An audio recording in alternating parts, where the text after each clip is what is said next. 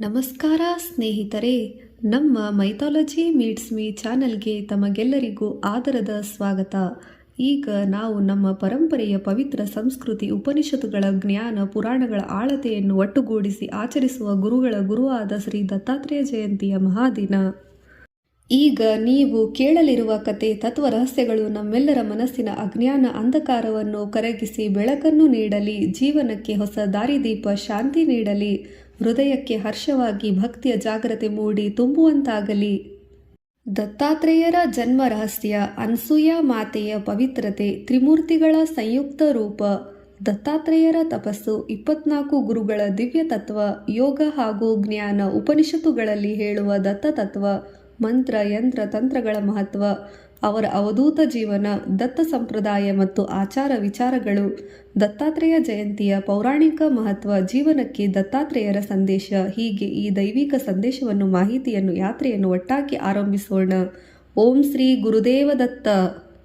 ಅನಸೂಯ ಮಾತೆ ಮತ್ತು ಅತ್ರಿ ಮಹರ್ಷಿಯ ಕತೆ. ದತ್ತಾತ್ರೇಯರ ಕಥೆಯ ಮೂಲವನ್ನೇ ಅರ್ಥ ಮಾಡಿಕೊಳ್ಳಬೇಕಾದರೆ ನಾವು ಮೊದಲು ತಿಳಿಯಬೇಕಾದ ವಿಷಯ ಹೆಸರುಗಳ ಬಗ್ಗೆ. ದತ್ತಾತ್ರೇಯ ಗುರುಗಳ ಇವರ ತಂದೆ ತಾಯಿಯ ವಿವರಣೆ. ದತ್ತಾತ್ರೇಯ ಅವರ ತಾಯಿ ಅನಸೂಯ, ಅಂದರೆ ಅನುಸೂಯ, ಯಾವುದೇ ರೀತಿಯ ಪ್ರಕಾರದ ಅಸೂಯೆ, ಸೂಯೆ, ರಾಗ, ದ್ವೇಷ, ಕ್ರೋಧ, ಮದ, ಮತ್ಸರ ಇಲ್ಲದವರು, ಅಂದರೆ ಪಾಪ, ಸ್ಪರ್ಧೆ, ದುರಹಂಕಾರ, ಕಪಟ, ಅಹಂಕಾರವಿಲ್ಲದವರು. ಇವರು ಪರಮ ಪತಿವ್ರತೆ ಸ್ತ್ರೀ. ಪತಿಭಕ್ತಿಯಲ್ಲಿ ದೇವತೆಗಳಿಗೂ ಅಚ್ಚರಿ ಮೂಡಿಸಿದವರು. ಇವರ ತಪಸ್ಸು, ಭಕ್ತಿ ತ್ರಿಮೂರ್ತಿಗಳನ್ನೂ ಕೂಡ ಬೆಚ್ಚಿ ಬೀಳಿಸಿತು. ಒಮ್ಮೆ ತ್ರಿಮೂರ್ತಿಗಳಾದ ಬ್ರಹ್ಮ, ವಿಷ್ಣು, ಮಹೇಶ್ವರರು ಅನಸೂಯ ಪರಿಶುದ್ಧತೆಯನ್ನು ಪರೀಕ್ಷಿಸಲು ಭಿಕ್ಷುಕರ ರೂಪದಲ್ಲಿ ಅವರ ಮನೆಗೆ ಬಂದರು. ಅವರು ಹೇಳಿದರು, ಹೇ ಮಾತೆ ಅನಸೂಯ, ನಮಗೆ ಭಿಕ್ಷೆಗೆ ಆಹಾರ ಕೊಡು. ಆದರೆ ಅವರು ಒಂದು ಷರತ್ತು ಹಾಕಿದರು. ನಾವು ನಿನ್ನ ಕೈಯಿಂದ ಆಹಾರ ಸ್ವೀಕರಿಸುವುದು ನೀನು ನಿರ್ವಸ್ತ್ರವಾಗಿರುವಾಗ ಮಾತ್ರ. ಇದಕ್ಕೆ ನಿರ್ವಾಣ ಭಿಕ್ಷೆ ಎಂದು ಸಹ ಕರೆಯುತ್ತಾರೆ. ಈ ಪರೀಕ್ಷೆ ಕ್ರೂರತನವೆನಿಸಿದರೂ ಸಂಕಟದ ಸಮಯಕ್ಕೆ ಅನಸೂಯ ಮಾತೆ ನಗುತ್ತಾ ಹೇಳಿದರು, ಪವಿತ್ರತೆಯಲ್ಲಿ ಭಯವಿಲ್ಲ. ಯಾರ ಹೃದಯದಲ್ಲಿ ಅಜ್ಞಾನದ ಅಂಧಕಾರ, ಅಜ್ಞಾನ ಇಲ್ಲವೋ ಅಲ್ಲಿ ಬೆಳಕು ಜ್ಞಾನದೀಪವಾಗಿ ಯಾವಾಗಲೂ ಪ್ರಜ್ವಲಿಸುತ್ತದೆ. ಸೂರ್ಯನು ಉದಯವಾದಾಗ ಎಲ್ಲೆಡೆ ಪ್ರಕಾಶಮಾನ. ಅವರು ತಮ್ಮ ತಪಸ್ಸಿನ ಬಲದಿಂದ ತ್ರಿಮೂರ್ತಿಗಳನ್ನು ಎಳೆ ಶಿಶುಗಳನ್ನಾಗಿ ಮಾರ್ಪಡಿಸಿ ಪರಿವರ್ತಿಸಿದರು. ಮತ್ತೆ ತಾಯಿಯಂತೆ ಅವರನ್ನು ಪೋಷಿಸಿದರು. ಈ ಘಟನೆಯ ನಂತರ ತ್ರಿಮೂರ್ತಿಗಳು ಸಂತೃಪ್ತರಾಗಿ ಅನಸೂಯ ಮಾತೆಗೆ ಆಶೀರ್ವಾದ ನೀಡಿದರು. ತ್ರಿಮೂರ್ತಿಗಳು ಹೇಳಿದರು, ನಮ್ಮ ತೇಜಸ್ಸು ಒಂದಾಗಿಸಿರಿ ಮಾತೆ. ನೀವು ನಮಗೆ ಜನ್ಮಕ್ಕೆ ತರುವ ಜನನಿಯಾಗಿರುವಿರಿ. ಆದ ಕಾರಣ ಭೂಲೋಕದಲ್ಲಿ ನೀವು ನಮಗೆ ಯಾವಾಗಲೂ ಪ್ರಿಯವಾದವರು, ನಮಗೆ ವಿಶ್ವಗುರುವಾಗಿರುವಿರಿ. ಹೀಗಾಗಿ ಅನಸೂಯ ಮಾತೆ ತ್ರಿಮೂರ್ತಿಗಳನ್ನು ಒಂದೇ ರೂಪದಲ್ಲಿ ಪರಿವರ್ತಿಸಿ ತ್ರಿಮೂರ್ತಿಗಳ ಸಂಯುಕ್ತ ತೇಜಸ್ವಿ ರೂಪವೇ ಶ್ರೀ ದತ್ತಾತ್ರೇಯರು. ದತ್ತಾತ್ರೇಯರ ಜನ್ಮ ಮತ್ತು ಬಾಲ್ಯ. ದತ್ತಾತ್ರೇಯರು ಬಾಲ್ಯದಲ್ಲೇ ವಿಶೇಷ ಲಕ್ಷಣ ಗುಣಗಳನ್ನು ತೋರಿದವರಾಗಿದ್ದರು. ಅವರಿಗೆ ಕ್ರೋಧ, ರಾಗ, ಮದ, ಮತ್ಸರ, ಕಾಮ ಯಾವುದೂ ಇಲ್ಲ. ಹಸಿವು, ಬಾಯಾರಿಕೆಯಿಂದ ಮುಕ್ತರಾದವರು. ತಪಸ್ಸು, ಜ್ಞಾನ, ವೈರಾಗ್ಯದಲ್ಲಿ ತಲ್ಲೀನರಾದವರು. ಪ್ರಕೃತಿಯ ಪ್ರತಿಯೊಂದು ಜೀವಿಯಲ್ಲಿ ಏಕಮೆಯ ಏಕತ್ವ ತತ್ವವನ್ನು ಹೊಂದಿದವರಾಗಿದ್ದರು. ಪ್ರಕೃತಿ, ಪುರುಷ ಒಂದೇ ಆದ ಹಾಗೆ ಕಾಣುತ್ತಿದ್ದರು. ಅವರ ಕಣ್ಣಲ್ಲಿ ಸದಾ ನಿತ್ಯ ಜ್ಞಾನ ಪ್ರಕಾಶವು ಹೊಳೆಯುತ್ತಿತ್ತು. ಪುರಾಣಗಳು ಹೇಳುತ್ತವೆ, ದತ್ತಾತ್ರೇಯರು ನಕ್ಕು ನಗಿದರೂ ಜ್ಞಾನ ಪ್ರಭಾತವಾಗುತ್ತದೆ, ಮೌನವಾಗಿದ್ದರೂ ಜ್ಞಾನ ಜ್ಯೋತಿ ಪ್ರಕಾಶಿಸುತ್ತದೆ, ಸಂಚಾರವಾಗಿ ಸಂಚರಿಸಿದರೂ ಜ್ಞಾನದ ಬೆಳಕು ಹರಡುತ್ತದೆ ಎಂದು ಪುರಾಣಗಳಲ್ಲಿ ಉಲ್ಲೇಖವಿದೆ. ಶ್ರೀ ದತ್ತಾತ್ರೇಯರ ತತ್ವ. ಅದ್ವೈತ ಜ್ಞಾನ. ದತ್ತಾತ್ರೇಯರ ತತ್ವವೇ ಅದ್ವೈತ ತತ್ವ. ಎಲ್ಲವೂ ಒಂದೇ, ಪರಬ್ರಹ್ಮ. ಜಗತ್ತಿನಲ್ಲಿರುವ ಎಲ್ಲವೂ ನಿನ್ನೊಳಗೆ ಇದೆ. ನಿನ್ನೊಳಗಿರುವುದೆಲ್ಲ ಜಗತ್ತಿನಲ್ಲಿದೆ. ಹೊರಗಿನ ಜಗತ್ತನ್ನು ಕಣ್ಣಲ್ಲಿ ಕಾಣುವುದಕ್ಕಿಂತ ಅಂತರಂಗದ ಕಣ್ಣಿನಲ್ಲಿ ಪರಬ್ರಹ್ಮ ರೂಪವನ್ನು, ಪರಮಾತ್ಮನನ್ನು ಕಾಣುವುದೇ ಉತ್ತಮ ಎಂದು ಹೇಳುತ್ತಾರೆ. ಅವರು ಹೇಳುತ್ತಾರೆ, ನಾವು ದೇವರಿಂದ ಬೇರ್ಪಟ್ಟವರಲ್ಲ. ನಾವು ದೇವರನ್ನೇ ಮರೆತಿರುವ ದೇವರ ರೂಪದಲ್ಲಿ ಭೂಲೋಕದ ಪ್ರಕೃತಿಯಲ್ಲಿ ದೇವರು ಸೃಷ್ಟಿಸಿದ ಜೀವಿಗಳು. ವೇದಾಂತದಲ್ಲಿ ಹೇಳುವ ಹಾಗೆ ಅಹಂ ಬ್ರಹ್ಮಾಸ್ಮಿ ತತ್ವ, ತತ್ವಮಸಿ. ದತ್ತಾತ್ರೇಯರ ಜೀವನದಲ್ಲಿ ಇರುವ ತತ್ವದ ಸಾರ ನೇರವಾಗಿ ಮಾರ್ಗದರ್ಶಿಯ ಬಿಂದುವಾಗಿದೆ. ದತ್ತಾತ್ರೇಯರ 24 ಗುರುಗಳ ಮಹಾಸೂತ್ರ. ಇದು ದತ್ತಾತ್ರೇಯರ ಜೀವನದಲ್ಲಿ ಅತ್ಯಂತ ಪ್ರಸಿದ್ಧವಾದ ಹಾಗೂ ಆಳವಾದ ಆಧ್ಯಾತ್ಮಿಕ ಜ್ಞಾನದ ಭಾಗ. ದತ್ತಾತ್ರೇಯರ 24 ಗುರುಗಳಿದ್ದರು. ಇವರು ಯಾರು? ಮಾನವರಲ್ಲ, ಬದಲಿಗೆ ನಮ್ಮ ಪ್ರಕೃತಿ. ಇದು ಯಾವುದು? ಪ್ರಕೃತಿಯ ತತ್ವಗಳು ಯಾವುವು ಎನ್ನು ತಿಳಿಯೋಣ. ಪೃಥ್ವಿ, ಭೂಮಿ, ಸಹನೆ, ತಾಳ್ಮೆ, ಧೈರ್ಯದ ಪಾಠ. ನೋವು, ಕಷ್ಟ ಎಷ್ಟೇ ಇದ್ದರೂ ಭೂಮಿ ಹಸಿರಾಗಿ, ಫಲವತ್ತಾಗಿ, ಹಸಿರಾಗಿ, ಸದಾ ಸ್ವಚ್ಛಂದವಾಗಿ, ಸುಂದರವಾಗಿರುತ್ತದೆ. ಎರಡನೇದಾಗಿ ವಾಯು, ಗಾಳಿ, ಸ್ಪರ್ಶವಿಲ್ಲದೆ ಪ್ರಭಾತ ನೀಡುವುದು. ಇದರ ಪಾಠ ಶುದ್ಧತೆ, ನಿರ್ಲಿಪ್ತತೆ, ಆಸಕ್ತಿಹೀನ, ನಿರಾಸಕ್ತಿ, ನಿರ್ಲಿಪ್ತತೆ. ಮೂರನೆಯದಾಗಿ ಜಲ, ನೀರು, ಸ್ವಯಂ ಶುದ್ಧವಾಗಿ ಇತರರನ್ನು ಶುದ್ಧಗೊಳಿಸುವ ಪಾಠ. ಸಾಧಕನ ಹೃದಯದ ನಿರ್ಮಲತೆ, ಶುದ್ಧ ಅಂತಃಕರಣ ಸ್ಥಿತಿ, ಸ್ಥಿರತೆ. ನಾಲ್ಕನೆಯದಾಗಿ ಬೆಂಕಿ, ಅಗ್ನಿ, ಅಪವಿತ್ರತೆ ಕರಗಿಸಿದಾಗ ಮಾತ್ರ ಪವಿತ್ರ ಜ್ಞಾನ ಪ್ರಜ್ವಲಿಸುವ ಪಾಠ, ಶುದ್ಧತೆಯ ಪ್ರತೀಕ. ಐದನೆಯದಾಗಿ ಚಂದ್ರ, ಸೂರ್ಯ, ಕಾಲಚಕ್ರ, ಜೀವನದ ಚಕ್ರ, ಹಗಲು ರಾತ್ರಿ ಯಾವಾಗಲೂ ಬಂದು ಹೋಗುತ್ತದೆ. ಆರನೆಯದಾಗಿ ಪರ್ವತ, ದೃಢತೆ, ಧೈರ್ಯ, ಸ್ಥಿರತೆಯ ಸಂಕೇತ. ಏಳನೆಯದಾಗಿ ಸರ್ಪ, ಮೌನವಾಗಿದ್ದು ಜಾಗೃತಿ, ಅತಿಯಾದ ಸಂಗ್ರಹ, ಅಪಾಯದ ಮಹತ್ವ.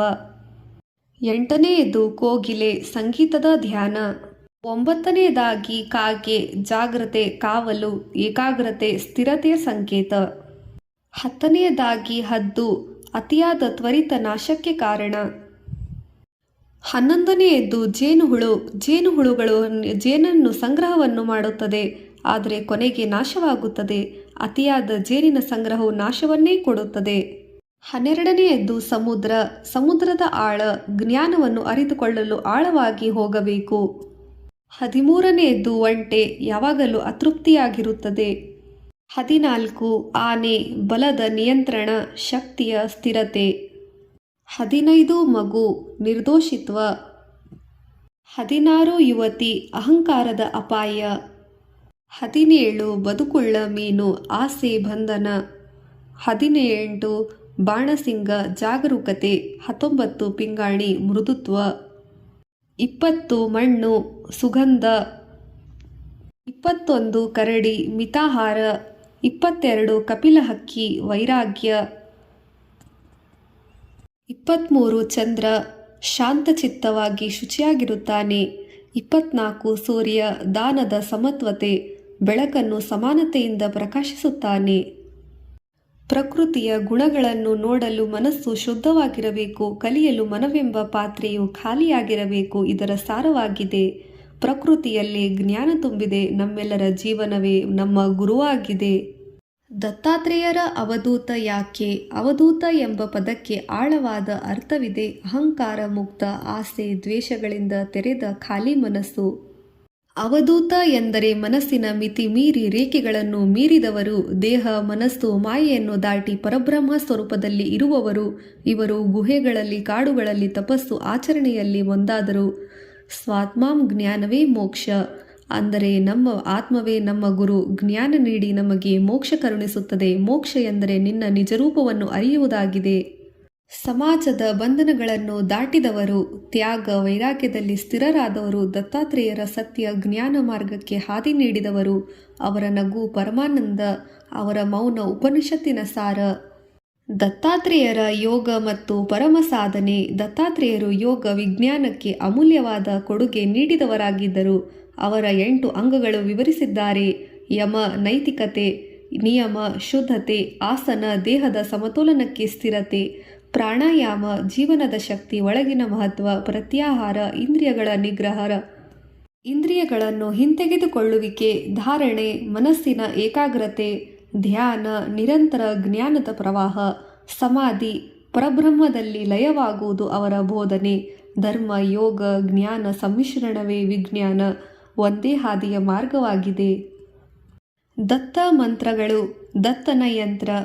ಎಲ್ಲ ಮಂತ್ರಗಳಲ್ಲಿ ಅತ್ಯಂತ ಸರಳ ಆದರೆ ಅತ್ಯಂತ ಶಕ್ತಿಯುತ ಮಂತ್ರ ಓಂ ಶ್ರೀ ಗುರುದೇವ ದತ್ತ ನಮಃ. ಈ ಮಂತ್ರ ಹೇಳಲು ಸುಲಭ, ಆದರೆ ಇದರ ಪರಿಣಾಮ ಅಪಾರ. ಮನಸ್ಸಿನ ಚಂಚಲತೆಯನ್ನು ನಿವಾರಿಸುತ್ತದೆ. ಆತಂಕ, ಭಯ, ಹಾನಿ ಕಡಿಮೆ. ಜೀವನದಲ್ಲಿ ಸ್ಪಷ್ಟತೆ ಸಿಗುತ್ತದೆ. ಮನಃಶಾಂತಿ ದೊರೆಯುತ್ತದೆ. ರೋಗ ನಿರಾಮಯಕ್ಕೆ ಸಹಾಯಕ. ದತ್ತ ಯಂತ್ರ ತ್ರಿಮೂರ್ತಿಗಳ ತೀವ್ರತೆ, ಶಕ್ತಿ ಸಂಕೇತ, ಸಂಯುಕ್ತ ರೂಪ, ಭಾವಚಿತ್ರ, ದತ್ತ ಸ್ವರೂಪ. ದತ್ತ ಮಂತ್ರ ಶ್ರೀ ಗುರುದೇವ ದತ್ತ ನಮಃ. ದತ್ತಾತ್ರೇಯ ಜಯಂತಿಯ ಮಹತ್ವ. ಮಾರ್ಗಶಿರ ಮಾಸ ಶುಭ ತೇಜಸ್ಸಿನ ಮಾಸ. ಶುಕ್ಲ ಪಕ್ಷ ಚತುರ್ಥಿ ದೈವಿ ಬೆಳಕಿನ ದಿನ. ಈ ದಿನ ಜನರು ಈ ರೀತಿ ಆಚರಿಸುತ್ತಾರೆ: ಉಪವಾಸ, ಫಲಹಾರ, ಮಿತ ಸೇವನೆ, ದೀಪಾರಾಧನೆ, ಗುರುಗಳ ವಂದನೆ ಸಲ್ಲಿಕೆ, ದತ್ತ ಪಂಚರತ್ನ ಸ್ತುತಿ ಪ್ರಾರ್ಥನೆ, ಭಜನೆ, ಕೀರ್ತನೆ, ಉತ್ಸವಗಳಲ್ಲಿ ಪಠಣೆ, ದತ್ತ ಚರಿತ್ರೆ ವರ್ಣನೆ, ಗುರುಗಳ ಉಪಾಸನೆ, ದತ್ತನಾಮ ಜಪ ಸಂಕೀರ್ತನೆ ನಮ್ಮ ಮನಸ್ಸನ್ನು ದತ್ತತತ್ವಕ್ಕೆ ಸಮೀಪ ಕರೆದೊಯ್ಯುತ್ತದೆ. ದತ್ತಾತ್ರೇಯರ ಜೀವಂತ ಸಂದೇಶಗಳು. ಪ್ರಕೃತಿ ನಿನ್ನ ಮೊದಲ ಗುರು. ಕಣ್ಣು ನೋಡಿ ಎಲ್ಲವನ್ನೂ ಗಮನಿಸಿ ಅರಿತುಕೊಳ್ಳುವ ಅರಿವು ಜಗತ್ತೇ ಉಪನಿಷತ್ತುಗಳ ಸಾರ. ನಿನ್ನೊಳಗಿನ ಆತ್ಮ ಜ್ಯೋತಿಯನ್ನು ಹುಡುಕು. ದೇವರು ಹೊರಗೆ ಇಲ್ಲ, ಒಳಗೆ ಇದ್ದಾನೆ ಎಂಬ ಅರಿವು. ದಾನ, ಧರ್ಮ, ಕರುಣೆ, ಸಹನೆ ಇವು ಶ್ರೇಷ್ಠ ಬಲ. ಅಹಂಕಾರಕ್ಕೆ ಜ್ಞಾನ ಶತ್ರು. ಮಿತಾಹಾರ, ಮಿತವ್ಯಯ, ಮಿತ ಭಾಷಣ. ಪ್ರವಾಹದಲ್ಲೇ ಬದುಕು, ನಿಲ್ಲಬೇಡ. ಭಯವೇ ಅಜ್ಞಾನ. ಶಾಂತಿ ಎಂದರೆ ಮೌನದಲ್ಲ, ಅರಿವಿನಲ್ಲಿ. ದತ್ತ ಜಯಂತಿ ನಿಮ್ಮೆಲ್ಲರ ಜೀವನಕ್ಕೆ ಜ್ಞಾನ, ಭಕ್ತಿ, ಬೆಳಕು, ಅರಿವಿನ ಜ್ಯೋತಿ ಬೆಳಗಿಸಲಿ. ಓಂ ಶ್ರೀ ಗುರುದೇವ ದತ್ತ. ಧನ್ಯವಾದಗಳು.